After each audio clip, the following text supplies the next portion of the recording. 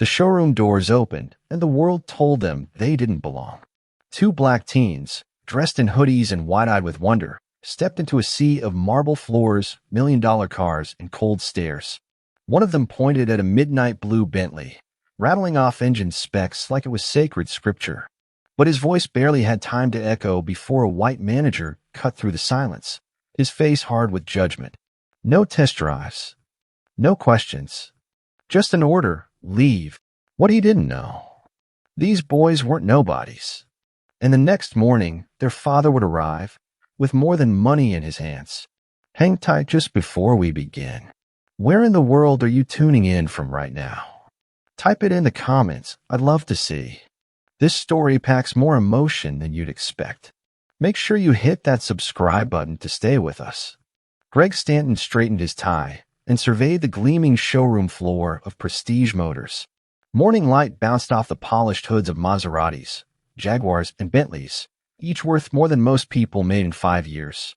As general manager, he'd spent 8 years building this dealership's reputation as the premier luxury car destination in the metropolitan area. Morning, Greg, called Thomas from the finance office. Got that couple coming back for the Aston Martin today. Greg nodded approvingly. That's a $180,000 commission. Nice work. He watched as his team of salespeople moved across the floor in their tailored suits. Everyone knew their place here. Everyone fit the image. At precisely 9 a.m., Greg unlocked the front doors. Prestige Motors was open for business, and only a certain kind of customer could truly belong here. Greg had become an expert at spotting them.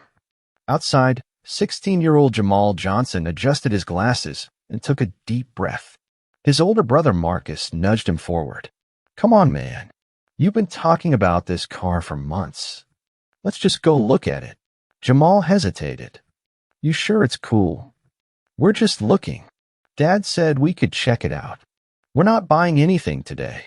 Marcus pushed open the heavy glass door, and the brothers stepped into the cool, pristine showroom. Jamal's eyes widened at the sight of the new Continental GT Midnight Blue with a cream interior. He'd researched everything about this model, memorized every specification, and followed every review.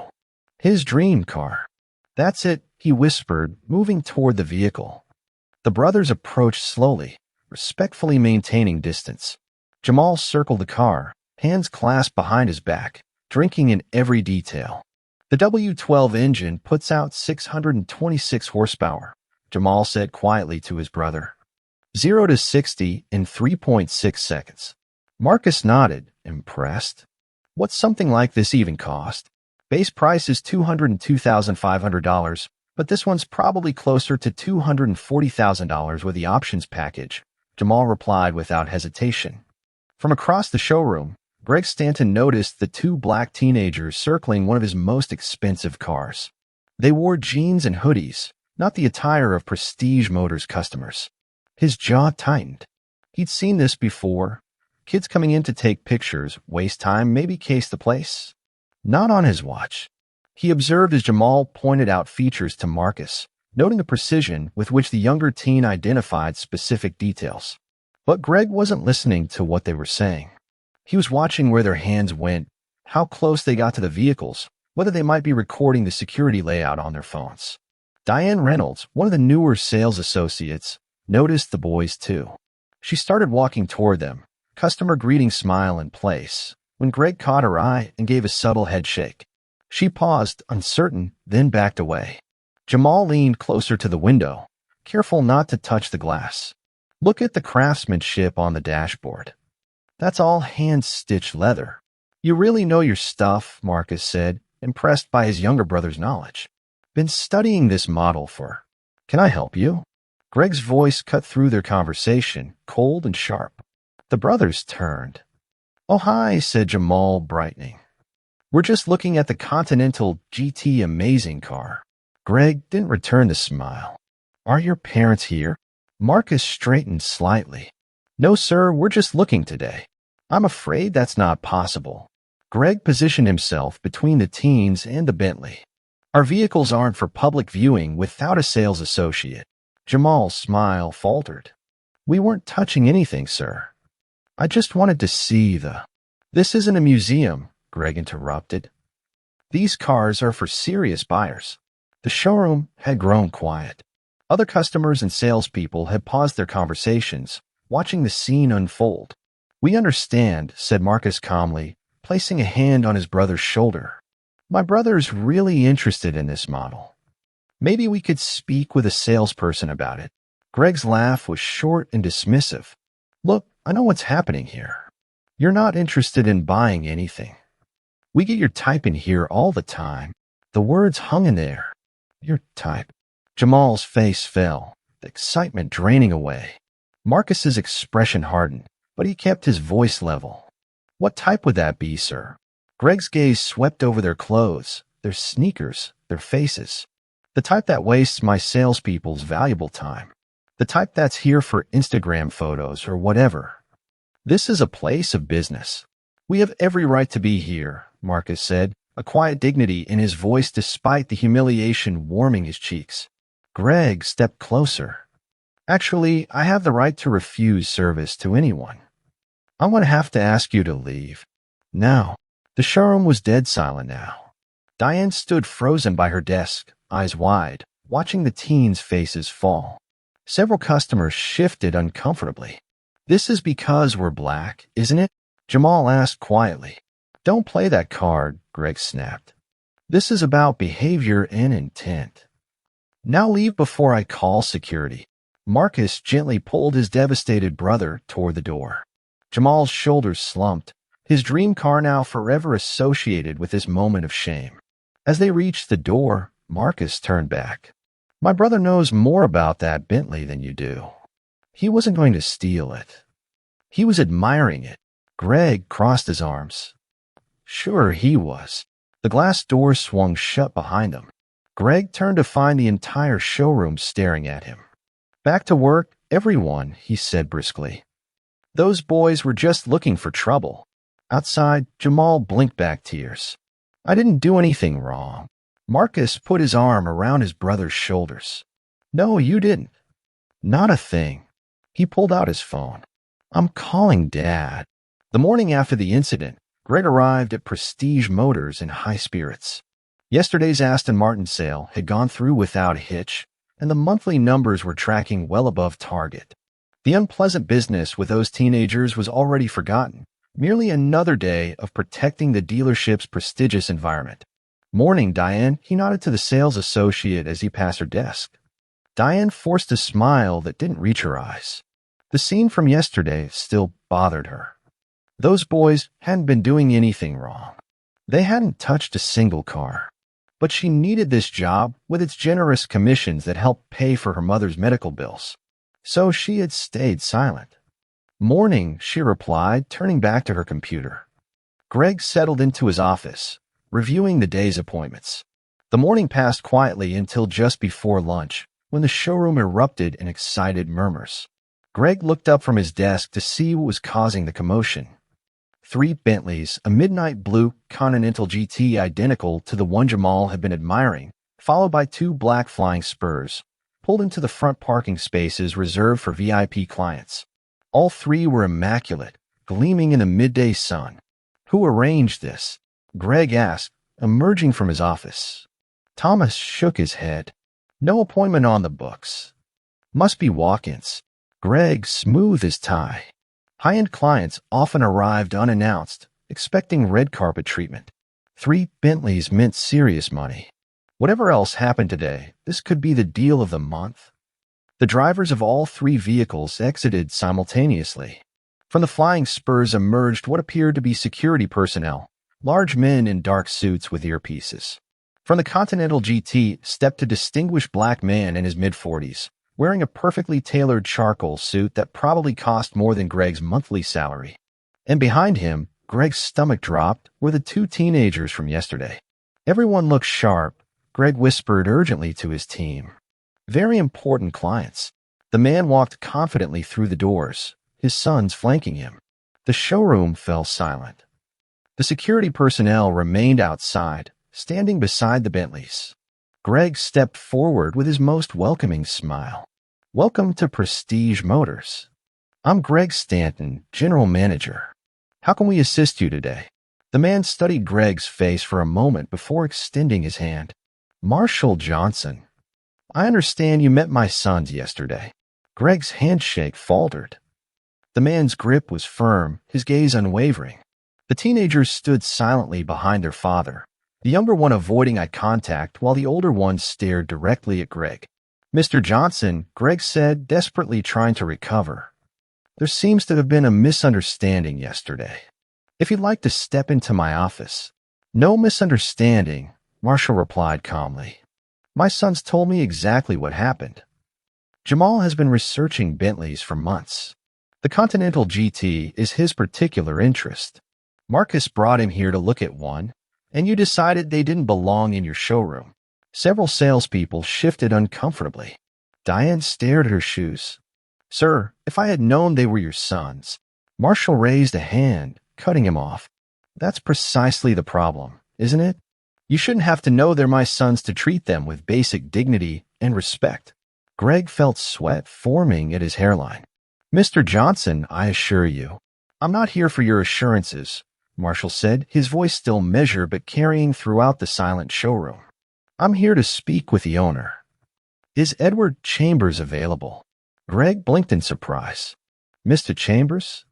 He's not usually on the premises, but call him, Marshall said.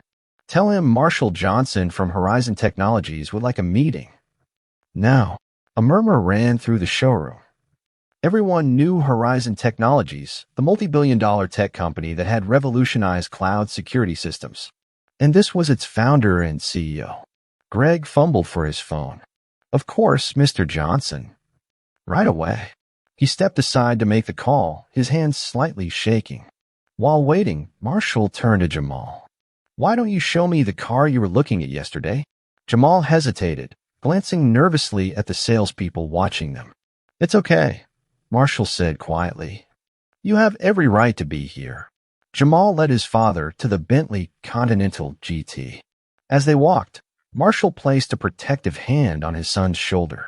This is the one, Jamal said, his voice gaining confidence as he began pointing out features. 6-liter twin-turbocharged W12 engine. The entire dashboard is hand-finished. Each car takes over 100 hours just for the interior work. Diane approached cautiously.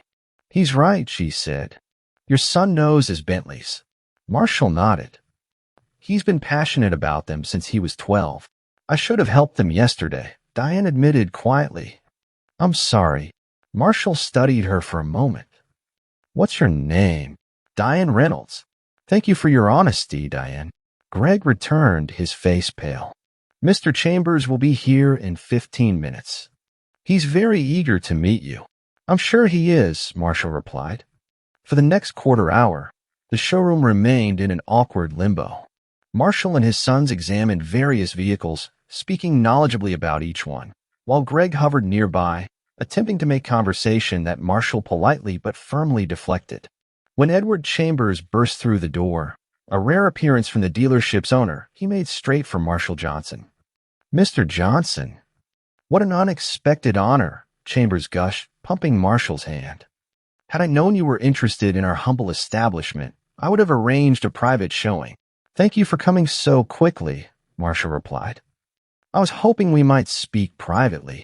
Of course, of course. My office is just this way. As they walked toward the back, Marshall turned to his sons.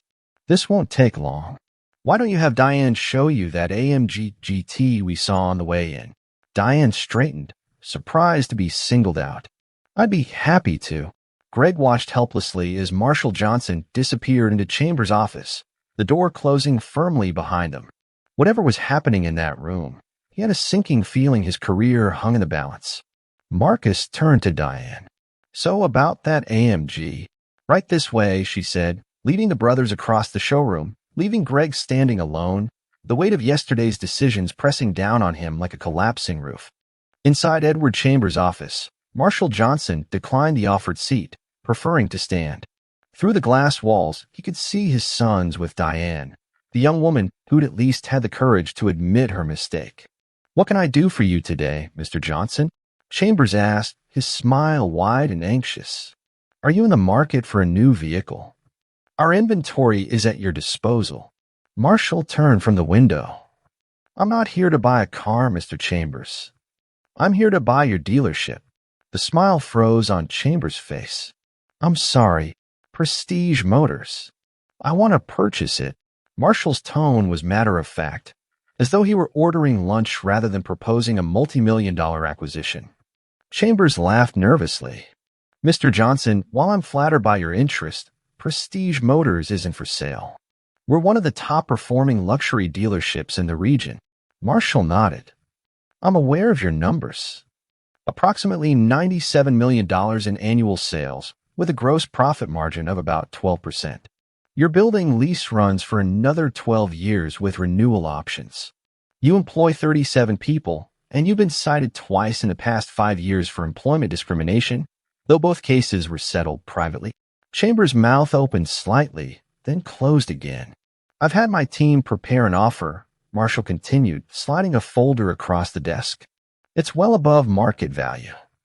The deal will be executed through Meridian Holdings, my private investment firm. We would retain most of your staff, though management will be restructured. Chambers opened the folder with unsteady hands, his eyes widening at the figure on the first page. This is substantial. It's fair, Marshall replied. And final. May I ask why? Automobile sales seem quite removed from your technology business. Marshall's expression remained neutral, but his eyes hardened slightly. Yesterday, your general manager humiliated my sons in front of your customers and staff. He profiled them, dismissed them, and threatened them with security, all because they were young black men who didn't fit his image of who belongs in a place like this. Chambers shifted uncomfortably. Mr. Johnson, if Greg Stanton behaved inappropriately, I assure you he'll be disciplined. We could offer your family a significant discount on any vehicle. You misunderstand me, Marshall interrupted. I'm not looking for an apology or compensation. What happened to my sons happens to young people of color every day in establishments just like yours. The difference is that most of those young people don't have fathers who can buy the building. He gestured to the folder. My offer expires at close of business tomorrow. I suggest you review it with your lawyers. They'll find it extremely favorable to you personally. Outside in the showroom, Greg watched the meeting through the glass walls with growing anxiety. He couldn't hear what was being said, but Chambers' expression had transformed from eager to stunned. Whatever was happening in there, it wasn't a normal sales conversation. Meanwhile, Diane was showing Jamal and Marcus the Mercedes-AMG GT, impressed by their knowledge. You really know your cars, she said as Jamal correctly identified the specific performance package. Cars are kind of his thing, Marcus explained. Dad encourages our interests, whatever they are. For me, it's computer science. For Jamal, it's automotive engineering. Jamal, who had been quiet since arriving, finally spoke directly to Diane. Yesterday, when that manager kicked us out. Does that happen a lot here? Diane hesitated, glancing around to make sure no one was listening. More than it should, she admitted. Greg is very protective of the dealership image, as he calls it. You mean white and wealthy, Marcus said flatly. Diane didn't deny it. I should have said something. I'm sorry I didn't. In Chambers' office, the meeting was concluding. Marshall extended his hand. My lawyer will call yours this afternoon with the details. I look forward to hearing your decision. Chambers took the hand reflexively, still appearing somewhat shell-shocked. I'll need to consult with my partners, of course. Of course, Marshall nodded. Just be aware that if you decline my offer, my next call will be to several news outlets about yesterday's incident, followed by a formal discrimination complaint with both state and federal authorities. I have video from my son's phones and contact information for witnesses who were present. He smiled pleasantly. But I'm sure it won't come to that. The offer is quite generous. When Marshall emerged from the office, Greg immediately approached him. Mr. Johnson, I hope you've had a satisfactory meeting. If there's anything I can do to make things right, there isn't, Marshall replied simply. He walked past Greg toward his sons. Find everything you were looking for, he asked them. Diane knows her stuff, Marcus said, giving her a respectful nod. Marshall handed Diane his business card. Thank you for your help today, Ms. Reynolds. She took the card, noting the embossed Horizon Technologies logo. Thank you, Mr. Johnson. Marshall turned to his sons. Ready to go. As they walked toward the exit, customers and staff alike watched in silence. Just before reaching the door, Marshall paused and turned back to where Greg and now Chambers stood. My sons will be back to visit this dealership, he said, his voice carrying across the showroom. I expect they'll receive the respect they deserve. With that, the Johnson family exited the building, climbed into their Bentleys, and drove away, leaving a showroom full of stunned silence behind them. Greg turned to Chambers. Sir, what did he want? Was he upset about yesterday? I can explain what happened. Chambers' face had lost all color. My office. Now, as they walked away, Diane looked down at the business card in her hand, wondering what exactly had just happened and what it might mean for all of them.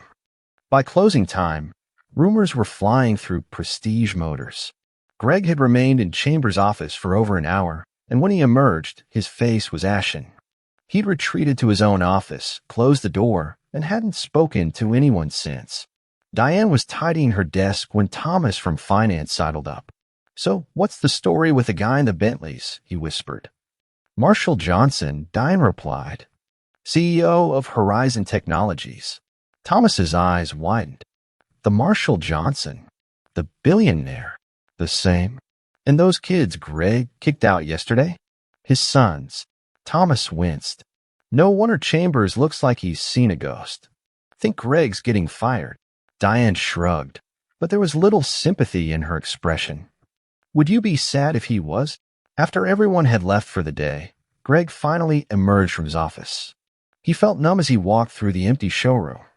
20 years in luxury car sales, 8 as general manager at Prestige.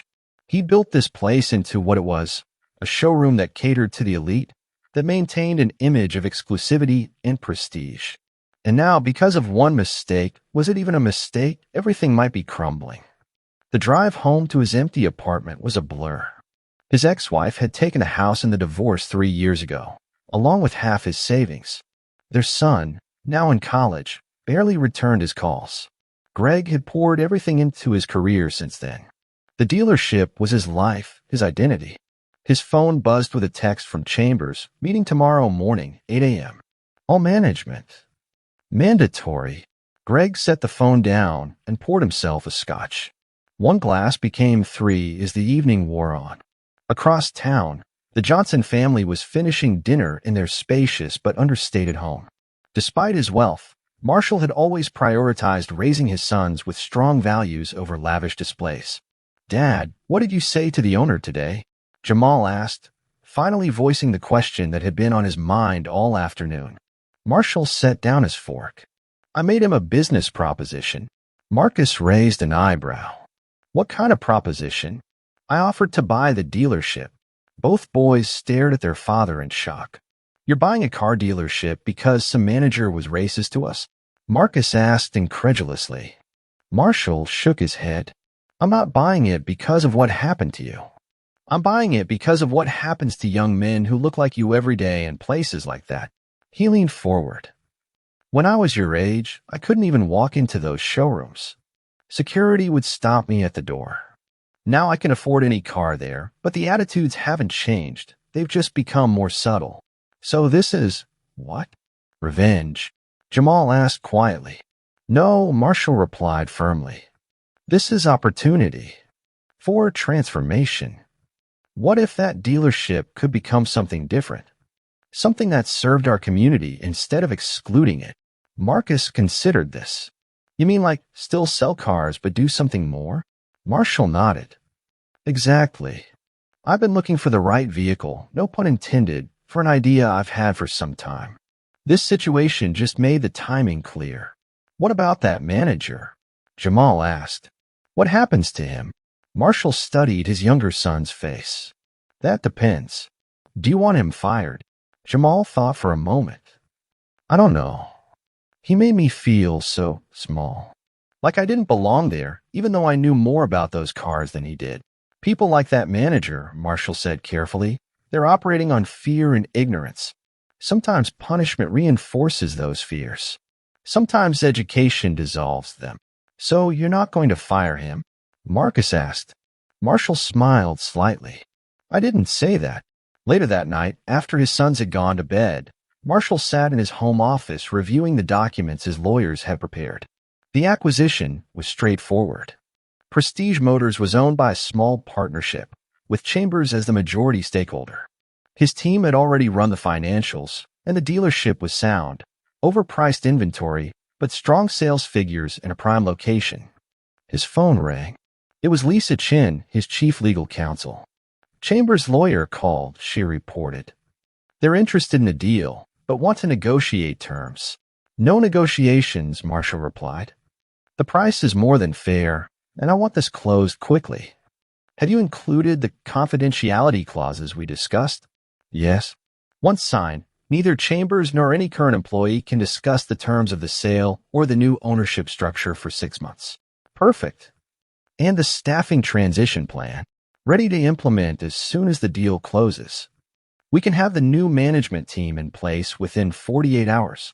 Marshall nodded, though she couldn't see it. Good. I want this wrapped up by the end of the week. May I ask a question? Lisa ventured. Of course. Why all the secrecy?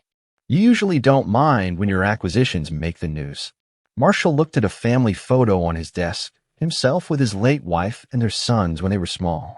Melissa had been gone 5 years now, but her influence on how he raised their boys remained strong. This isn't about publicity, he said. It's about impact. If everyone knows Marshall Johnson bought the dealership after his sons were discriminated against, it becomes a story about a rich man's revenge. I want it to be about transformation, not retribution. The next morning, Greg arrived at Prestige Motors at 7:30 a.m., half an hour before the mandatory meeting. The showroom was eerily quiet. He unlocked his office and sat heavily in his chair, wondering what the day would bring. At precisely 8 a.m., he joined the other managers in the conference room. Chambers entered last, accompanied by a woman in a sharp business suit whom Greg didn't recognize. Good morning, Chambers began, his voice unnaturally formal. This is Sophia Williams from Meridian Holdings. She has an announcement regarding the future of Prestige Motors. The woman stepped forward, her expression professional but warm. Thank you for meeting on such short notice. As of 9 a.m. today, Prestige Motors has been acquired by Meridian Holdings. The sale is complete and non-negotiable. Murmurs erupted around the table. Greg felt his stomach drop. What does this mean for us? Thomas asked. Sophia's gaze swept the room. Over the next 48 hours, you'll be meeting individually with our transition team to discuss your roles. Some positions will remain unchanged. Others will be eliminated or restructured. Her eyes landed on Greg. Mr. Stanton, we'd like to speak with you first. Greg sat across from Sophia Williams in his own office, feeling like a stranger in familiar surroundings. She had laid several documents on his desk but hadn't yet explained what they meant. So Meridian Holdings, Greg began, trying to maintain some sense of control. I'm not familiar with your company. We're a private investment firm, Sophia replied. We acquire businesses with potential for community impact. Community impact, Greg repeated slowly. And what community impact does Meridian see in a luxury car dealership? Sophia smiled, but it didn't reach her eyes. That's precisely what will be changing. Prestige Motors will continue to sell high-end vehicles, but its mission and structure will be significantly different. She slid a document across the desk. This is a termination agreement. Your employment with Prestige Motors ends today. Greg stared at the paper, the words blurring slightly. I've been with this dealership for 8 years. I've consistently exceeded sales targets. Whatever this new direction is, I have valuable experience. Mr. Stanton, Sophia interrupted gently. This isn't a negotiation. The decision has been made. By who? Greg demanded, anger rising to replace shock. Who bought this dealership? I have a right to know who's firing me. The identity of Meridian's principal investor is confidential, Sophia replied. The termination package is generous, 6 months salary plus benefits. All we require is your signature on the confidentiality agreement. Greg's mind raced. Yesterday's strange visit, today's sudden sale. It's him, isn't it? Johnson. This is because of those kids. Sophia's expression revealed nothing. I'm not authorized to discuss the details of the acquisition. If you choose not to sign, that's your prerogative, but the severance package is contingent on your signature. Greg felt the ground shifting beneath him. His career, his identity, his security, all vanishing because of one interaction with the wrong customers. It wasn't fair. It wasn't right. And if I refuse? If I go public with how I'm being forced out because some rich guy's kids got their feelings hurt? Sophia's professional demeanor cooled several degrees. The confidentiality agreement works both ways, Mr. Stanton. If you choose to make public statements, Meridian would be forced to release security footage from the showroom, along with customer statements regarding multiple incidents of discriminatory behavior. Greg's anger deflated, replaced by a hollow feeling. Multiple incidents. We've conducted interviews with current staff. You have quite a reputation for selectively determining who deserves attention in the showroom. She checked her watch. You have until noon to decide. We'll need you to clear your personal belongings either way. After she left, Greg sat motionless, staring at the termination agreement. 6 months' salary was generous, but what would he do after that? At 52, starting over wouldn't be easy. Meanwhile, similar meetings were happening throughout the dealership. Thomas emerged from his session looking shaken. Diane was surprised to find herself offered not just continued employment, but a promotion to customer experience manager, a new position. By noon, word had spread throughout the staff. The entire management team was being replaced, but most sales and service personnel were being retained. And rumors about a complete rebranding of the dealership were swirling. Greg finally signed the papers. As he packed his personal items into a box, he couldn't help but feel he was being punished disproportionately. Yes, he'd profiled those teens, but he'd been protecting the dealership's interests. That's what a good manager did. Maintain standards, preserve the atmosphere that wealthy clients expected. As he carried his box toward the exit, he passed Diane's desk. She looked up, their eyes meeting briefly. He expected to see satisfaction in her expression, the troublemaker getting his comeuppance, but instead saw something that might have been pity. Good luck, Greg, she said quietly. He nodded stiffly and continued walking, dignity intact but spirit crushed. That afternoon, Marshall Johnson sat in his downtown office reviewing the transition reports from Sophia's team. Most of the staff had reacted positively to the news of new ownership, especially once they learned their jobs were secure. The management team's elimination had been clean and efficient. There was a knock at his door, and Lisa Chin entered. The paperwork is complete. Prestige Motors is officially owned by Meridian Holdings, with no public connection to you or Horizon Technologies. Excellent, Marshall replied. And the planning team, ready to begin renovation next week. We've contracted the architectural firm you suggested. They specialize in educational spaces. Marshall nodded approvingly. And the educational partners? All on board. The community college is excited about the vocational training opportunities, and the financial literacy program has drafted an initial curriculum. Perfect. Marshall stood and walked to the window, looking out over the city. How soon can we reopen? The minimal remodel can be completed in 30 days. Full implementation of all programs will take closer to 3 months. Marshall turned back to her. Let's aim for 60 days for the grand reopening. I want this running before the school year ends so we can launch the summer program for teens. Lisa hesitated. There's one more thing. About Greg Stanton. Did he sign the agreement? Yes, but Sophia reports he was quite bitter. She's concerned he might cause problems despite the confidentiality clauses. Marshall considered this. Have someone keep an eye on him, but I doubt he'll risk the severance package. Men like Stanton are predictable. They value security over principle. After Lisa left, Marshall called his sons. It's done, he told them. The dealership is ours. So what happens now? Marcus asked. You fire everyone and start over? Not everyone, Marshall replied. Just the leadership. The rest of the staff deserves a chance to be part of something new. I'm heading over there tomorrow to meet them all personally. Would you like to come? There was a pause on the line. Will that manager be there? Jamal asked finally. No, Marshall assured him. Mr. Stanton's employment has been terminated. Another pause. Good, Jamal said, but his voice held a note of uncertainty that Marshall filed away for future consideration. The next day, Marshall arrived at Prestige Motors with Sophia Williams.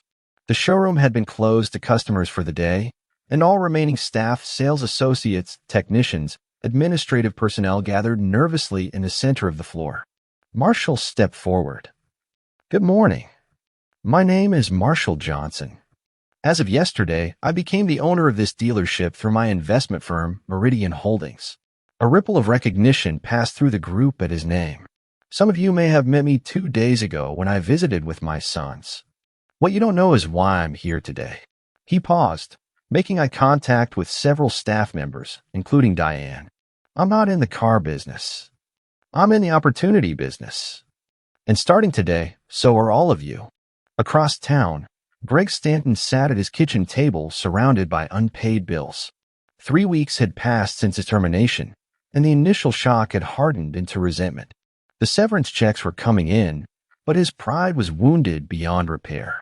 He scrolled through job listings on his laptop, finding nothing comparable to his former position. A few sales manager openings at lesser dealerships, but nothing in the luxury market where he'd built his reputation. Word traveled fast in their industry. Someone was making sure his name was mud.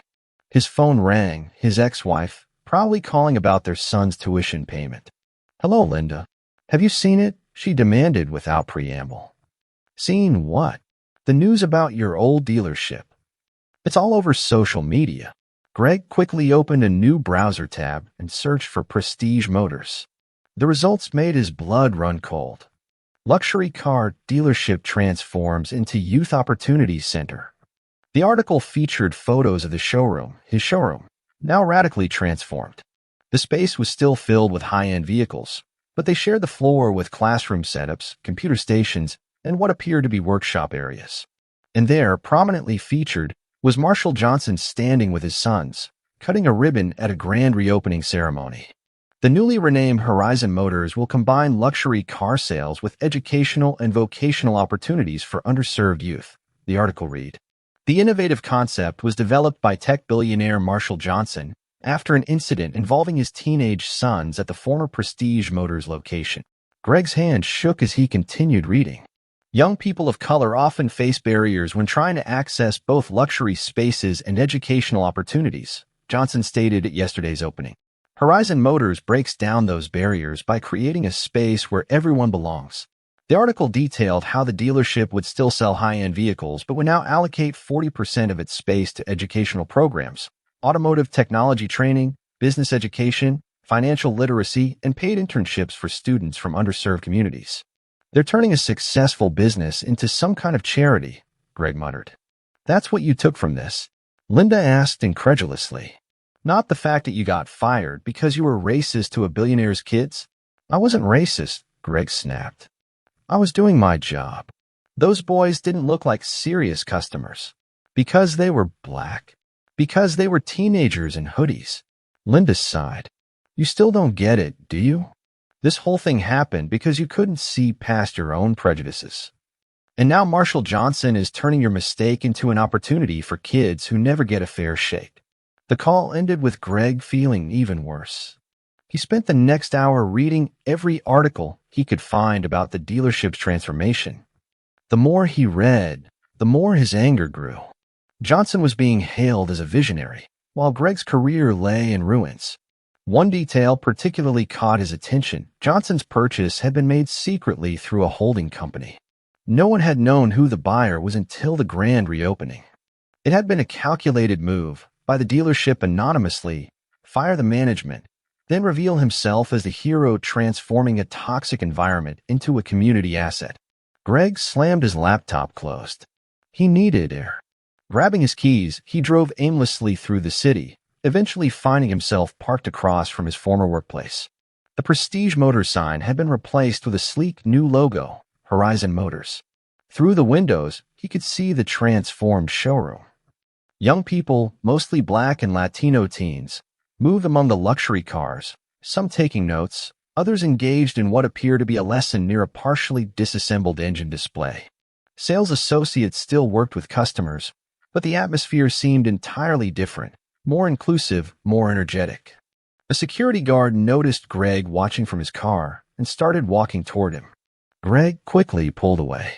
Back at Horizon Motors, Diane was finishing up a tour for a group of high school students. The past month had been a whirlwind of changes. When Marshall Johnson had revealed himself as the new owner and explained his vision, she'd been skeptical at first. How could a luxury car dealership also function as an educational center? But seeing it in action now, she was a believer. And that concludes our tour, she told the students. Applications for our summer internship program are available online. We accept 20 students each semester, and interns rotate through sales, marketing, automotive technology, and business operations. As the students dispersed, Jamal approached her. He'd been helping with the tour, explaining the automotive technology program where he now volunteered twice a week. You're really good at this, he told Diane. Way better than when you were just selling cars. She smiled. Thanks. It feels better, too. Like I'm doing something that matters. Marshall Johnson crossed the showroom floor, stopping to chat with staff and students alike. In the months since taking ownership, he'd been deeply involved in the transition, personally interviewing each staff member and helping design the educational programs. How'd the tour go? He asked, joining Diane and Jamal. Great, Diane replied. We've already received 15 applications from this group alone. Excellent. Marshall looked around the bustling space. It's coming together even better than I imagined. Jamal nodded, but there was hesitation in his expression. Dad, can I ask you something? Of course. What happened to Mr. Stanton? The manager, who kicked us out. Marshall studied his son carefully. He was let go during the transition. Why do you ask? Jamal shrugged. Just wondering. We learn about restorative justice in school, how punishment doesn't always fix problems or change minds. Marshall placed a hand on his son's shoulder. That's very insightful. What would you suggest instead? I don't know, Jamal admitted. But firing him just made him someone else's problem. It didn't teach him anything. Marshall exchanged a glance with Diane, who looked equally surprised by the teenager's perspective. Sometimes people need to experience consequences before they're ready to learn, Marshall said carefully. But you make a good point. I'll give it some thought. Later that evening, Marshall sat in his home office reviewing the first-month metrics from Horizon Motors. Car sales were down slightly as expected during the transition, but community engagement was exceeding projections. Over 200 students had applied for the summer programs, and 3 local schools had scheduled field trips. His phone buzzed with a text from Marcus. Check your email. Marshall opened his inbox to find a message from his elder son with a link to a local business blog. The headline made him frown. Former Prestige Motors manager claims wrongful termination, alleges Billionaire's revenge plot. The article quoted Greg Stanton claiming he'd been fired unjustly as part of Marshall Johnson's personal vendetta after a minor misunderstanding with Johnson's sons. It was exactly the kind of publicity Marshall had hoped to avoid by purchasing the dealership anonymously. More concerning was Stanton's claim that he was consulting with attorneys about a potential wrongful termination suit. While any such suit would likely fail given the documentation of Stanton's behavior, it could create negative publicity that might overshadow the positive work happening at Horizon Motors. Marshall rubbed his temples, thinking of Jamal's words about restorative justice. Perhaps his son had a point. Perhaps there was a better way to handle the Greg Stanton situation, one that might serve their mission rather than detract from it. He picked up his phone and dialed Sophia Williams. I need you to set up a meeting for me, he said when she answered. With Greg Stanton. Greg sat nervously in the lobby of the downtown office building that housed Meridian Holdings. When the call had come from Sophia Williams requesting a meeting, his first instinct had been to refuse. But curiosity, and the slim hope of a better severance package to drop his potential lawsuit, had won out. Mr. Stanton, the receptionist approached. Ms. Williams will see you now. Greg followed her through a set of glass doors into a sleek conference room. To his surprise, Sophia wasn't alone. Sitting beside her was Marshall Johnson himself. "Mr. Stanton," Marshall greeted him, rising to offer his hand. "Thank you for coming." Greg hesitated before briefly shaking the offered hand. "Mr. Johnson, I didn't expect to see you here. Please sit down." Marshall gestured to a chair across from them. "I read your comments in the Business Daily blog." Greg maintained eye contact, refusing to be intimidated. "Everything I said was true. I was fired because of a personal vendetta." "Is that what you believe happened?" Marshall asked, his tone genuinely curious rather than confrontational. "What else would you call it?" "You bought an entire dealership just to fire me." Marshall considered this. "That's an interesting perspective. Expensive way to terminate one employee, what do you think?" Greg crossed his arms. "You can afford it." "Indeed I can. But that's not why I bought Prestige Motors." Marshall leaned forward. "I've been looking for the right vehicle, forgive the pun, for an educational initiative for several years. When my sons experienced discrimination in your showroom, it crystallized something I'd been considering for some time." "So you're saying it was just coincidence? You suddenly decided to buy a car dealership the day after I asked your sons to leave?" "Not coincidence. Catalyst." Marshall's expression remained neutral. "What you did to my sons happens to young people of color every day. The difference is I had the resources to do something about it, not just for them, but for all the young people who get doors closed in their faces before they can even approach the threshold." Greg shifted uncomfortably. "Look, if I'd known they were your sons." "That's precisely the problem," Marshall interrupted, echoing his words from that day in the showroom. "You shouldn't have to know they're my sons to treat them with basic dignity." Greg fell silent. Marshall continued, "But we're not here to rehash the past.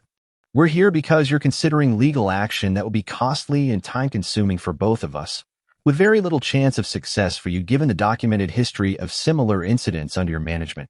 So what do you want? For me to drop it? Increase my severance?" "Actually," Marshall said, "I want to offer you a job." Greg blinked in surprise. "A job?" Sophia slid a folder across the table.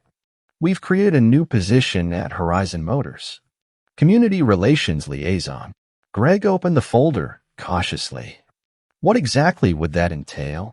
"You would work directly with our educational programs," Marshall explained, "helping students understand the luxury automotive industry, assisting with our community outreach, and most importantly, learning from the very people you once excluded." Greg looked up sharply. "So this is some kind of public humiliation. Make the racist white guy learn his lesson." "This is an opportunity," Marshall corrected firmly. "For growth, for redemption, and yes, for education, yours as much as theirs. The salary is comparable to your previous position, though there will be a 6-month probationary period." Greg stared at the offer letter, confusion evident on his face. "Why would you do this? Why not just fight my lawsuit?" "Because my son Jamal asked me an important question," Marshall replied. "He wondered if firing you actually solved anything, or if it just made you someone else's problem without addressing the underlying issues." "Your son said that?" "The quiet one?" Marshall nodded. "He's wiser than his years. And he's right. Firing you might have satisfied my initial anger, but it doesn't create the change we need to see in the world." Greg closed the folder, still suspicious. "And if I say no?" "Then we part ways," Sophia interjected. "Your severance package continues as agreed. We handle any legal challenge you pursue, and we move forward with our mission without you." "But," Marshall added, "you miss a chance to be part of something transformative. Something that might give your career new meaning and purpose." Greg sat back, studying Marshall's face for signs of deception or malice. He found none. "I need time to think about this," he said finally. "Of course," Marshall agreed. "Take the weekend. Call me directly on Monday with your decision." He wrote a number on a business card and slid it across the table. As Greg drove home, his mind raced with conflicting emotions. Was this a genuine offer or an elaborate setup for further humiliation? And even if it was genuine, could he actually work for the man who had dismantled his career? Teach kids who would know exactly why he'd been demoted? The pride that had sustained him through weeks of unemployment resisted the very idea. But another part of him, a part that had lain dormant through years of chasing sales targets and cultivating an exclusive customer base, felt a flicker of curiosity about this new vision. When he arrived home, he called the one person who might give him honest advice. "You should take it," said Linda after he explained the offer. "Just like that? Work for the guy who destroyed my career." "Greg," Linda sighed, "you destroyed your career when you decided some customers don't deserve respect based on how they look. This is a chance to rebuild something better." Greg spent the weekend wrestling with the decision. By Sunday night, a strange sense of clarity had emerged. He dialed Marshall's number before he could talk himself out of it. "Mr. Johnson, it's Greg Stanton. About that job offer." 2 days later, Greg stood awkwardly at the entrance to Horizon Motors, the building he had once ruled as general manager. Taking a deep breath, he pushed through the doors. The transformation was even more dramatic up close. The showroom still featured luxury vehicles, but they shared space with educational displays, small classroom areas, and technical workshops. Young people, many of them Black and Latino, moved confidently through the space alongside regular customers and staff. Diane spotted him first. "Greg, you're here for the meeting." He nodded stiffly. "Marshall Johnson offered me a position."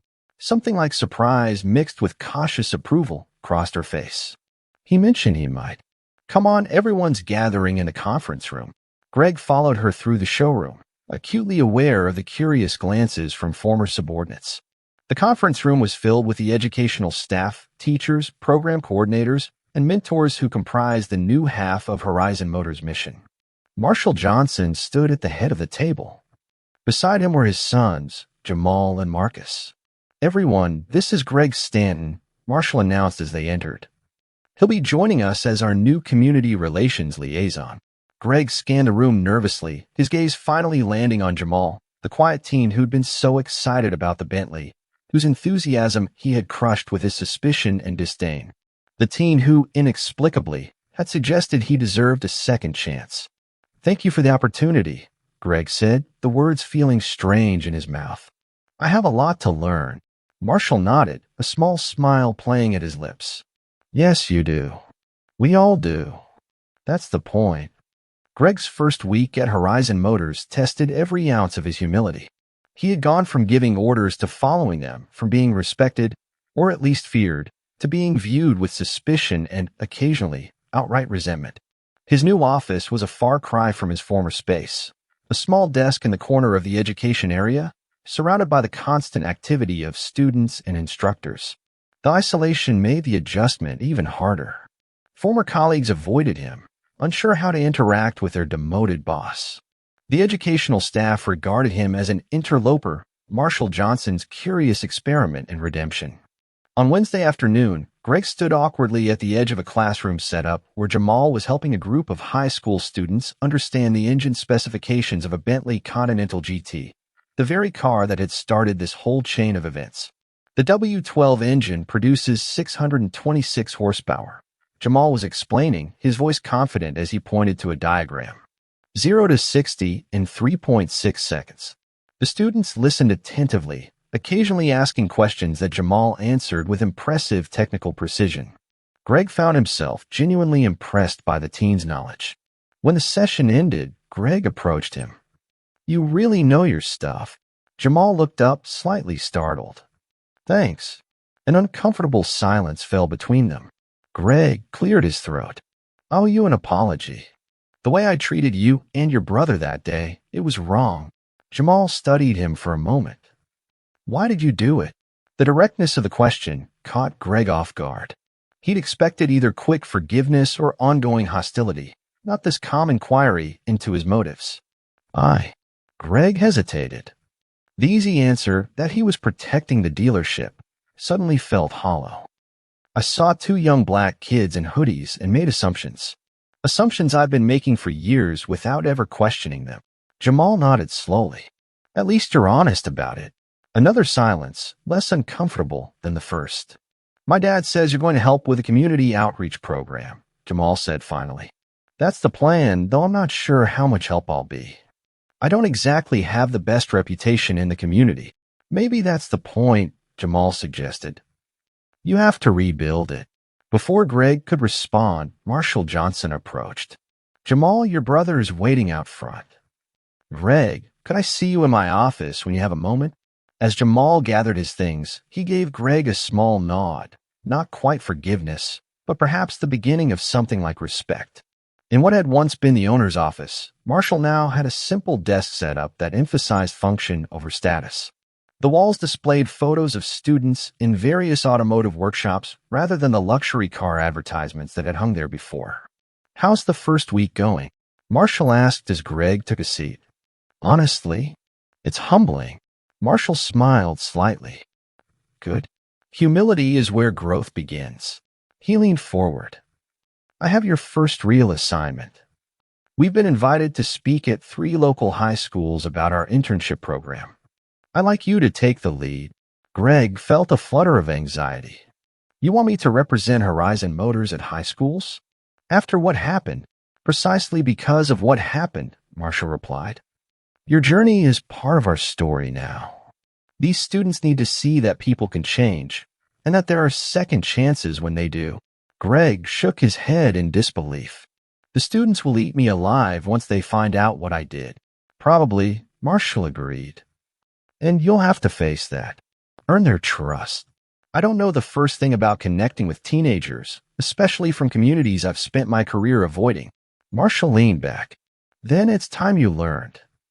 Diane will help you prepare the presentation. The first school visit is next Tuesday. As the week progressed, Greg found himself working closely with Diane to develop the presentation. To his surprise, she was professional and even occasionally friendly, despite having witnessed his worst behavior over the years. Why are you helping me? He asked during a preparation session. You know what I was like. 2 months into his new role, Greg barely recognized his life. The humiliation of his demotion had gradually transformed into something unexpected, a sense of purpose he hadn't felt in years. Maybe ever. The high school presentations had been a turning point. After that first raw, honest speech, word had spread. More schools requested visits. Community organizations reached out. Greg found himself becoming the unlikely face of Horizon Motors' community outreach program. Today, he was preparing for the largest event yet, the official launch of the summer internship program. 40 students had been selected from over 300 applicants, and today was orientation day. Conference room is set up, Diane reported, handing him a stack of folders. The students will start arriving at 9. Greg nodded, reviewing the orientation schedule. Is Marshall coming? For the welcome address. He's bringing Jamal and Marcus too. Over the past months, Greg's relationship with the Johnson brothers had evolved into something approaching mutual respect. Jamal, in particular, had become a regular presence in Greg's workday, often seeking him out to discuss automotive trends or the business aspects of the dealership. The showroom floor, now a seamless blend of retail space and educational center, was buzzing with activity. Sales associates helped customers while instructors set up workshop stations. The once sterile, intimidating environment now felt vibrant and welcoming. At precisely 9 o'clock, the first students began arriving. Greg stood at the entrance, welcoming each one personally, something the old Greg Stanton would never have done. Welcome to Horizon Motors, he greeted a young woman with bright eyes and a firm handshake. I'm Greg Stanton, Community Relations Liaison. Tasha Williams, she replied. I'm in the business operations track. Excellent. Diane will show you where to go. One by one, the students arrived, diverse in background but united by their enthusiasm for the opportunity. Greg knew each of their names and application details, having personally reviewed every file. When Marshall arrived with his sons, Greg was deep in conversation with a nervous-looking young man who had arrived alone. This is Anthony, Greg explained as Marshall approached. He's interested in the automotive technology program, but concerned about the math requirements. Marshall smiled warmly at the teen. Math gave me trouble too when I was your age. That's why we have tutoring built into the program. Anthony visibly relaxed. For real? That would be awesome. For real, Marshall confirmed. We want you to succeed here. As Anthony moved on to join the other students, Marshall turned to Greg. You've done excellent work with this program. It's coming together, Greg agreed. but I can't take much credit. This was your vision. A vision needs people to implement it, Marshall replied. You've become quite good at that. The orientation began with Marshall's welcome address. He spoke passionately about opportunity, excellence, and the mission of Horizon Motors to bridge worlds that had been artificially separated. He introduced his sons, the educational staff, and finally Greg. Some of you may know that Horizon Motors was not always what it is today, Marshall told the students. It was once a place where people like you, like my own sons, were made to feel unwelcome. Mr. Stanton was part of that old culture. But people can change when given the chance to see through new eyes. He's now one of our most valuable team members, a living example of the transformation we hope to foster here. Greg felt a surge of emotion at these words. After the formal presentations, while students broke into smaller groups with their program coordinators, he found himself standing alone by the coffee station. Pretty different from the old days, huh? The voice belonged to Thomas, the former finance manager who had been one of the few management-level employees retained during the transition. Night and day, Greg agreed. You know, when you first came back, I thought Johnson was crazy, Thomas admitted. We're setting you up for some kind of public humiliation. But you've really taken to this. Greg considered this. I think I needed to be broken down to build something better. I just couldn't see it at the time. Later that afternoon, as the orientation was wrapping up, Greg noticed Jamal deep in conversation with Tasha, the business operations intern. They were hovering over a tablet, pointing at something on the screen, their body language suggesting shared excitement over whatever they were discussing. Making friends, Greg asked as he approached. Jamal looked up with a grin. Tasha has some amazing ideas for the social media strategy. We were just looking at her portfolio. I've been running my own YouTube channel for 2 years, Tasha explained. Mostly automotive reviews and financial literacy for teens. She's got 20,000 subscribers, Jamal added, clearly impressed. Greg raised his eyebrows. Sounds like we should be learning from you, not the other way around. Tasha laughed. Trust me, there's plenty I need to learn. But I'm happy to share what I know. As the students began to leave, promising to return tomorrow for their first full day, Greg felt a deep satisfaction. This was what success looked like, not sales targets or commission checks, but young people walking out with their heads higher than when they came in. Marshall approached as Greg was gathering the leftover orientation materials. Walk with me, he suggested. Diane considered the question. Because Marshall Johnson believes in second chances. And because I wasn't much better than you. I just kept my biases quieter. I never kicked anyone out, but I didn't welcome them either. On Friday afternoon, Greg found himself in the technical workshop area where Marcus Johnson was leading a session on basic engine maintenance for a group of young men from a local youth program. Unlike his quieter brother, Marcus had a bold teaching style, challenging the students and keeping the energy high. Greg watched from the sidelines, absorbing the genuine engagement between Marcus and the students. This wasn't charity or public relations. Real education was happening here, changing trajectories and opening doors. Want to help? Marcus called over, noticing Greg hovering nearby. I don't want to intrude, Greg replied hesitantly. Too late for that, Marcus said with a grin that took the sting out of the words. Come show Darnell how to check the oil properly. He keeps rushing it. Greg found himself kneeling beside a teenager in front of practice engine block, demonstrating the proper technique for checking oil levels.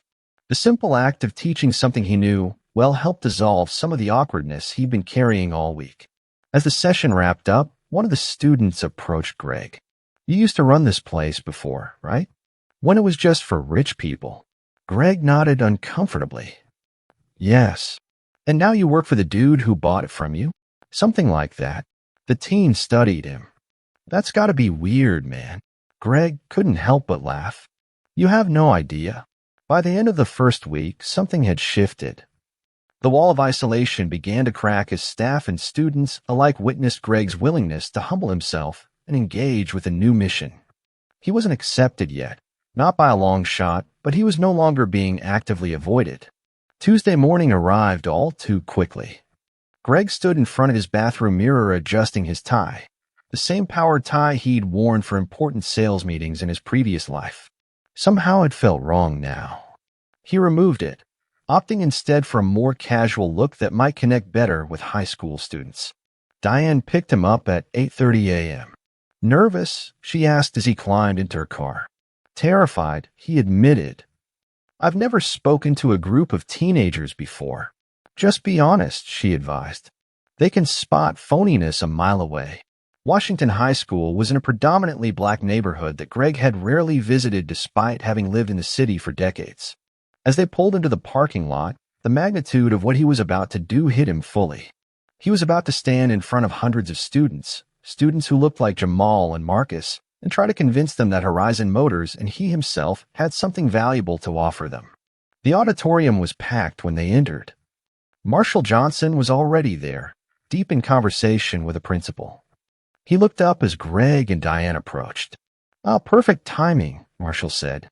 "Greg, you're up first.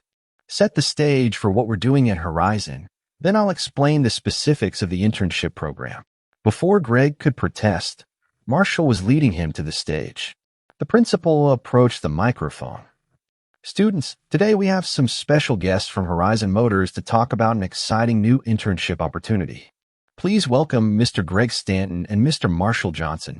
As Greg stepped to the microphone and looked out at the sea of young faces, his carefully prepared remarks evaporated from his mind. These weren't just potential interns or PR opportunities. They were young people with dreams and potential, young people he had spent a career overlooking or actively excluding. "My name is Greg Stanton," he began, his voice shakier than he'd like.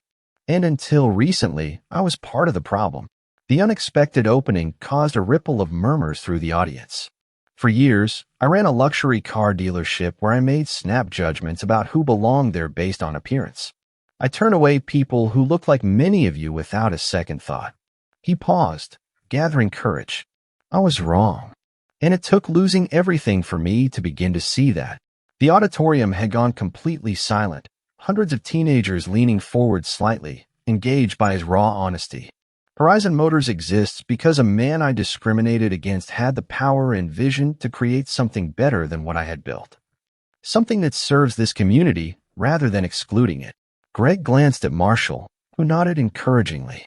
"I can't undo my past mistakes, but I can help build something better going forward. And that's why I'm here today, to invite you to be part of that future." As Greg continued speaking, something unexpected happened. The wall he'd built over decades of bias and exclusion began to crumble completely.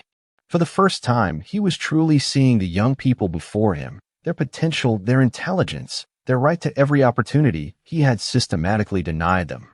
And in that moment of clarity, Greg Stanton began his real transformation. They moved through the showroom together, observing the smooth transition back to regular business operations as the educational components were tidied away for the day. "I've been thinking about your role here," Marshall said as they reached the main entrance. "You've exceeded my expectations." "Thank you," Greg replied, genuinely touched. "I'm considering expanding the educational model to other locations. We've received inquiries from dealerships in 3 other cities interested in implementing something similar." Greg nodded. "That makes sense. The concept is proving successful. I'd like you to head up the expansion," Marshall continued. "You understand both sides of this equation, the business of selling cars and the mission of creating opportunity. That's a rare combination." Greg stopped walking, stunned by the offer. "You want me to expand this program to other dealerships?" "Unless you prefer to stay here," Marshall said. "I know you built relationships with the staff and students." Greg paused, collecting his thoughts. "I'm just surprised. When you hired me, I assumed it was mostly about teaching me a lesson." Marshall smiled slightly. "It was at first, but the best lessons transform both the student and the teacher. You've shown remarkable growth, Greg. I think you're ready for more responsibility." As they continued discussing the potential expansion, Greg spotted Marcus showing Anthony, the math-anxious intern, something on the engine of a Mercedes AMG. The patient instruction, the growing confidence on Anthony's face. It was a small moment that embodied everything Horizon Motors had become. 6 months ago, Greg would have seen Anthony as someone who didn't belong in a luxury car showroom. Now he saw a young man with potential who just needed the right opportunity and support. The transformation wasn't just in the dealership or in his job title. It was in how he saw the world and the people in it. That evening, Greg sat at his kitchen table, reviewing the orientation feedback forms. The students had overwhelmingly positive responses, with many mentioning how welcome they felt, a detail that brought a lump to his throat. His phone rang. It was Linda, his ex-wife. "I saw Horizon Motors on the news tonight," she said when he answered. "They were featuring the internship program launch. I saw you in the background." "It was a good day," Greg replied. "You seem different," Linda observed. "Even on TV, I could see it. You look, I don't know, lighter somehow." Greg considered this. "I feel lighter. Like I've put down something heavy I didn't even know I was carrying." There was a pause on the line. "I'm proud of you, Greg. It takes courage to change." After they hung up, Greg returned to the feedback forms, but his mind kept drifting to Marshall's expansion offer. The opportunity to spread this model to other dealerships meant the chance to transform not just his own corner of the world, but potentially the entire luxury automotive industry. From exclusion to inclusion. From judgment to opportunity. From protecting privilege to extending it. The irony wasn't lost on him that his greatest professional achievement might come not from climbing the corporate ladder, but from helping others find the first rung. The 6-month anniversary celebration of Horizon Motors filled the showroom with a diverse crowd: students, staff, community partners, and customers mingling in a space that had once been deliberately exclusionary. Strings of lights hung from the ceiling, and displays showcased both the luxury vehicles and student projects from the first internship cohort. Greg stood near the entrance, greeting guests and accepting congratulations on the program's success. It still felt surreal sometimes, being praised for work that represented the opposite of everything he'd once stood for. "Mr. Stanton," a familiar voice called from the crowd. Greg turned to see Tasha Williams approaching, tablet in hand. Over the past months, she had become one of the program's standout participants, her social media expertise transforming Horizon's online presence. "The promotional video is ready," she announced proudly. "Want to see the final cut?" "Absolutely." Greg followed her to a quieter corner where she pulled up the video on her tablet. The 5-minute piece began with before and after shots of the dealership, then shifted to interviews with students, staff, and customers about the transformation. Jamal and Marcus appeared, speaking eloquently about their father's vision and their own roles in the program. "And here's your segment," Tasha said as Greg's face appeared on screen. On screen, Greg spoke candidly about his journey. "I spent decades creating spaces where only certain people felt welcome. It took losing everything to understand what I was really losing, the chance to be part of something meaningful, to see potential in people I'd previously dismissed." The video ended with a montage of success stories, interns who had secured jobs, learned new skills, or gained confidence through the program. "This is remarkable work," Greg told Tasha as the video ended. "You have a real talent. Thanks to Horizon, I've got a job offer to prove it," she replied with a grin. "The marketing firm that handles the Bentley accounts saw my work and offered me a paid internship for next summer." "That's fantastic," Greg exclaimed. "Have you told Marshall yet?" "Told me what?" Marshall appeared beside them, champagne glass in hand. As Tasha shared her news, Greg observed the genuine pride on Marshall's face. This was what he'd been building all along, not just a program, but a bridge between worlds. "We need to announce this during the speeches," Marshall insisted. "It's exactly the kind of success story we want to highlight." The formal part of the evening began with Marshall taking the small stage that had been set up near the center of the showroom. He welcomed everyone and shared key metrics from the first 6 months: 48 interns enrolled, 22 job placements, 3 college scholarships secured, and car sales actually up 12% despite the reduced showroom space. "But numbers only tell part of the story," Marshall continued. "The real success is in the individual journeys." He invited several students to briefly share their experiences, ending with Tasha's announcement about her marketing internship, which drew enthusiastic applause. "And now," Marshall said, "I'd like to invite Greg Stanton to share some news about our future plans." Greg stepped onto the stage, surveying the crowd, a mix of faces that would never have been together in this space during his previous tenure.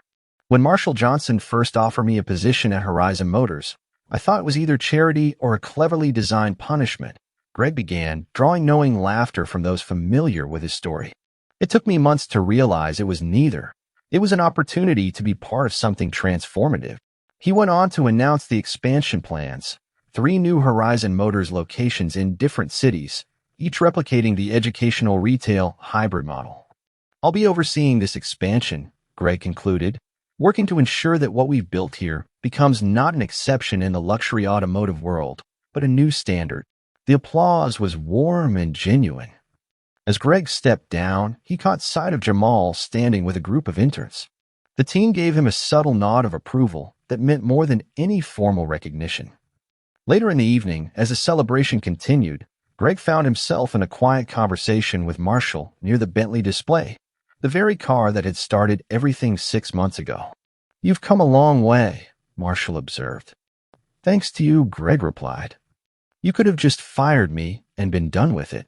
Marshall shook his head. "That would have been easy, but ultimately hollow. Real change doesn't come from punishment. It comes from transformation. Your son taught you that," Greg said with a small smile. "Jamal has wisdom beyond his years," Marshall agreed. "Speaking of which, he'll be helping with the expansion project. He's developed quite an interest in the business model. He'll be an asset," Greg said sincerely. "He sees things others miss." Marshall nodded, then grew more serious. "The expansion will face resistance. Not everyone in the industry will welcome this approach. Are you prepared for that?" 6 months ago, probably not, Greg admitted. But now, absolutely. I've been on both sides of this equation. I know the arguments against what we're doing because I used to make them myself. And how will you counter them? Greg gestured to the celebration around them, the successful business, the thriving educational program, the clear positive impact on the community. "With results," he said simply. "And with the truth about what I've learned, that inclusion doesn't diminish excellence. It enhances it." Later that night, as the event wound down, Greg helped the staff with cleanup. It was a small thing, this willingness to pitch in with tasks he would once have considered beneath his position, but it represented the deeper changes within him. As he gathered empty glasses from a table, he overheard a conversation between Jamal and Marcus. "Remember that day he kicked us out?" Marcus was saying. "Did you ever imagine we'd end up here?" Jamal shook his head. "Never. But Dad always says the biggest opportunities sometimes come disguised as problems." Still, Marcus replied, "It's weird seeing him like this. Like a completely different person." "Not completely different," Jamal corrected thoughtfully. "Just awakened, maybe. Like he was sleepwalking before." Greg slipped away before they noticed him listening, their words echoing in his mind. Sleepwalking.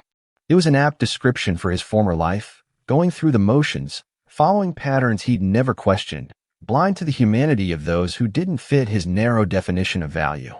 As he carried the glasses to the cleaning station, he passed the wall where photos of the first internship cohort were displayed. 40 young faces looked back at him, faces he would once have viewed with suspicion or dismissal. Now he knew their names, their stories, their potential. The transformation of Prestige Motors into Horizon Motors had been remarkable, but it paled in comparison to his own internal renovation, the tearing down of old biases, and the building of new understanding. Greg finished his cleanup duties and prepared to leave. As he collected his coat, Diane approached. "Some of us are going for a late dinner to celebrate," she said. "Want to join?" 6 months ago, the invitation would never have been extended, or if it had, the old Greg would have declined, maintaining the strict hierarchy between management and staff. "I like that," he said instead. As they walked out together, Greg paused to look back at the transformed space. The Horizon Motors sign illuminated above the entrance, the educational displays integrated seamlessly with the luxury vehicles, the mission statement prominently displayed, bridging worlds through opportunity and excellence. Not just a car dealership, not just a school, something entirely new, built from the ruins of something old, just like him. 1 year to the day after 2 black teenagers were escorted out of Prestige Motors, a sleek black Bentley Continental GT pulled into the parking lot of Horizon Motors. Behind the wheel was Jamal Johnson, now 17 and recently licensed. His father Marshall sat beside him, while his brother Marcus occupied the back seat. Perfect parking job, Marshall commented as Jamal expertly maneuvered the vehicle into a space. The Bentley, a gift for Jamal's 17th birthday, was identical to the one he'd been admiring that fateful day when Greg Stanton had asked him to leave. The symmetry wasn't lost on any of them. Inside, Horizon Motors was bustling with activity. The success of the first year had exceeded even Marshall's ambitious projections. Car sales were up 23% from the Prestige Motors days. The educational programs had expanded to serve over 100 students per semester, and the model was being implemented in 4 other cities. Greg wasn't there to greet them. He was in Chicago overseeing the launch of the newest Horizon location, but Diane welcomed them warmly. "The others are already here," she informed Marshall. "The conference room is set up for the board meeting." Today marked another milestone, the establishment of the Horizon Foundation, a nonprofit organization that would extend the educational model beyond the dealership network. Marshall had invited key stakeholders, educational partners, and community leaders to join the foundation's inaugural board meeting. As they walked through the showroom, several interns greeted the Johnson family by name. Jamal and Marcus had become regular fixtures at Horizon, with Jamal focusing on the automotive and business aspects while Marcus helped develop the technology curriculum. In the large conference room, a diverse group waited: educators, business leaders, and former interns who had excelled in the program. On the screen at the front of the room, Greg Stanton's face appeared via video conference from Chicago. "Marshall." Perfect timing, Greg greeted them. "I was just updating everyone on the Chicago launch. We're on schedule to open next month." "Excellent," Marshall replied, taking his seat at the head of the table. "Let's make this official then." The meeting began with Marshall formally establishing the Horizon Foundation, explaining its mission to expand educational access and career pathways in industries that had historically excluded minority communities. What began as a response to a personal incident has grown into something far more significant, Marshall told the board. Horizon Motors was just the beginning. The foundation would provide funding, curriculum development, and implementation support for programs in various industries, not just automotive, but technology, finance, fashion, and other sectors where similar opportunity gaps existed. As the meeting progressed, Greg reported on the expansion efforts. The Chicago location was nearly ready, with Denver and Atlanta scheduled to follow in the coming months. Each site had been chosen strategically in areas where the need for such programs was greatest. "We've refined the model based on what we've learned here," Greg explained. Each location maintains the core elements, luxury retail combined with educational opportunity, but adapted to local needs and conditions. When the formal business concluded, Marshall opened the floor for personal reflections on the 1-year anniversary. Tasha Williams, now employed full-time at a marketing firm while finishing her degree, spoke first. "Before Horizon, I had the skills but no access to the network or opportunities to use them," she said. "This program didn't just teach me. It connected me to a world that was closed to people like me." Others shared similar stories. The doors opened, mentorships formed, careers launched. The common theme was clear. Horizon hadn't just provided education. It had bridged worlds that had been deliberately separated. When it came to Jamal's turn, he spoke with quiet confidence. "A year ago, I was kicked out of this building for looking at a car I loved. Today, I drove here in that same model, which my father gave me for my birthday." He paused, looking around a room. "But the car isn't the important part. What matters is that dozens of other young people now get to be in spaces where they were once unwelcome. They get to learn, to contribute, to belong." Marshall watched his son with pride. The painful incident a year ago had catalyzed something remarkable in both his boys: a determination to transform negative experiences into positive change. After the meeting adjourned and most attendees had dispersed, Marshall, his sons, and Diane remained in the conference room with Greg still on the video screen. "I have something to propose," Marshall said.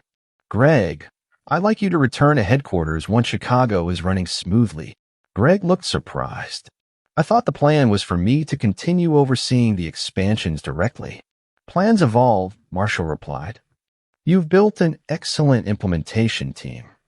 I need you here for the next phase, developing the corporate partnership program. We've received inquiries from several major luxury brands interested in adopting elements of our model." Greg nodded thoughtfully. It would be good to come home. Chicago winters aren't my favorite. Besides, Marshall added with a smile, Jamal has expressed interest in learning the expansion side of the business. I thought he might shadow you on the Denver and Atlanta launches. I'd be honored, Greg said sincerely. He's got great instincts. After concluding the call with Greg, Marshall turned to his sons. Let's take a walk. The three Johnson men strolled through the showroom and out onto the lot where the journey had begun a year earlier. The contrast couldn't have been more striking, from exclusion to ownership, from discrimination to transformation. I've been thinking about what's next, Marshall said as they reached Jamal's Bentley. The foundation is established, the expansion is underway. But there's another piece of this story that needs addressing. What's that? Marcus asked. Policy change, Marshall replied. Individual transformation is powerful. We've seen that with Greg. But systemic change requires policy.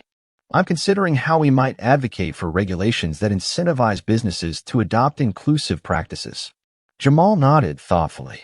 Like tax breaks for companies that implement educational programs? Exactly, Marshall confirmed. Change the financial equation, and more businesses will follow our model. As they discussed possibilities, a group of young interns exited the building, laughing and talking animatedly about a project they were working on. Seeing the Johnson family, they waved respectfully before continuing to their cars. That's the real legacy, Marshall said quietly, watching them go. Not the buildings or the programs, but the people whose lives are different because of what happened here.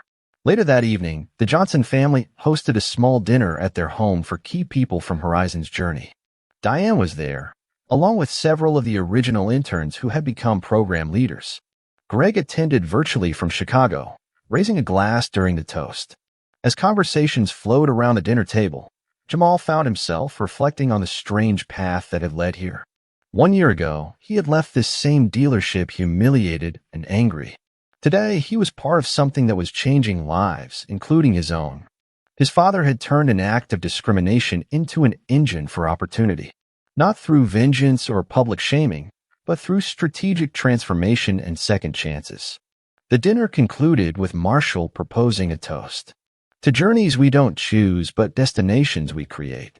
To Horizon, not just a place or a program, but a new way of seeing what's possible. After the guests had departed, Jamal stood in the driveway next to his Bentley. The keys felt significant in his hand, not just as a symbol of privilege, but as a reminder of responsibility. His father joined him, placing a hand on his shoulder. What are you thinking? About Greg, actually, Jamal admitted. Remember when I asked if firing him really solved anything? Marshall nodded. I remember. I wasn't sure giving him a second chance was the right call, Jamal continued. But seeing how he's changed, what he's helping build now, it makes me think about how change really happens. How does it happen? Marshall asked, genuinely curious about his son's perspective. Not by shutting people out, Jamal replied, but by bringing them in, especially when they don't expect it. By showing them a different way forward. Marshall smiled, pride evident in his expression. That's a wisdom many never achieve. As twilight settled over the neighborhood, father and son stood in comfortable silence, the gleaming Bentley beside them reflecting the last light of day, a symbol of how far they'd come and how far they still intended to go. Inside the car's glove compartment lay the brochure Jamal had taken home after that first, painful visit to the dealership. Now a reminder that endings can sometimes be beginnings in disguise. That humiliation can transform into purpose. That closed doors can become gateways to new possibilities. Not just for those with the power to buy buildings, but for all those who find themselves standing outside, looking in, waiting for someone to recognize their right to belong. Marshall Johnson had done more than purchase a dealership or create a program. He had demonstrated a different kind of power, not the power to punish, but the power to transform. Not just spaces, but the people within them. Including a manager named Greg Stanton, who had once seen only what people lacked, but now dedicated himself to recognizing what they might become. This story reminds us worth isn't always loud. Real power doesn't always show up in designer clothes. And dignity doesn't need to prove itself. Malik's father didn't return with anger. He returned with action. Quiet, strong, and unstoppable. In a world quick to judge, It's the quiet strength that builds the kind of. And that's where the story ends. Do you think Greg Stanton deserved that second chance? Tell us in the comments. I'd love to hear your take. Thanks for being here. If this moved you, share it with a friend. Hit subscribe, and if you're still in the mood, click another story and keep watching.